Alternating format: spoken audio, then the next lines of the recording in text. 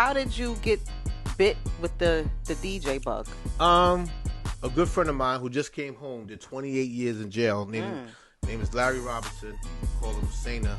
He used to tag Saner. What he got 28 years for? They said murder, but he ain't killed nobody. I believe in my heart. He just got framed. Oh, okay. And remember back then they had no DNA. Hooky parties. During the same time I was supposed to be playing football. Right. Doing hooky parties. Yeah, so hooky parties, smoking weed. Midwood High was right off of Flatbush, and we had a lot of, West Indian vibes and hip hop vibes in there, and that was the start of me truly being introduced to all kinds of great music. Your friend, and I say that because coming from the Lower East Side, it's either black, American black, and Puerto Ricans. That's it. Around me there was no other Dominicans or no other kind of Hispanics. So that's all we picked up as far as music culture, and it was either Spanish music and hip-hop. and what the black kids like, right? And then how I looked at it was like, okay, cool, I got it. This is what I like. This is what I'm digging. But then when I moved to Brooklyn, I said, wait a minute, it's a whole different thing over here.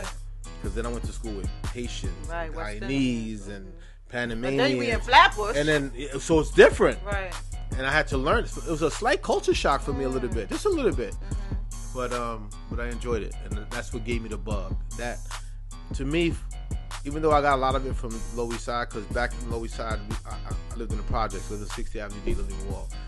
And across the highways where they filmed Wild Style in the amphitheater. So all my friends went to that. Right. I missed it because my parents were strict. Like, you're not going outside. But they came back like, oh, you missed it. Right. Like Busy Bee and Rocksteady and everybody was in the park. And you could literally hear it from the, while it was being filmed. But like, I missed that. Right. But I knew it happened like right across the river, right there, on the highway, right there. Right. So I got the bug from that. And then, park jams, and I don't care where you lived at. During that era, music was outside. People were playing their big boom boxes. Putting the cord into the light post. Yeah, exactly. So I was a part of that era. Who got you your first set of DJ equipment? How'd you get that? Uncle Audio. Oh shit! Where Uncle Audio at? I don't know where he at now. I think he lives in Florida, but he was a disco DJ. Okay. And I don't know if I'm saying this right, but my aunt, I think her and Audio was splitting up.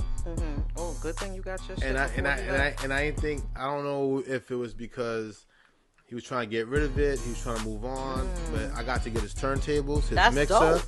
And a whole bunch of records. Wow. Like for a little bit of money. And I was like, oh, I'm a DJ now. But that was horrible. That's crazy. Yeah.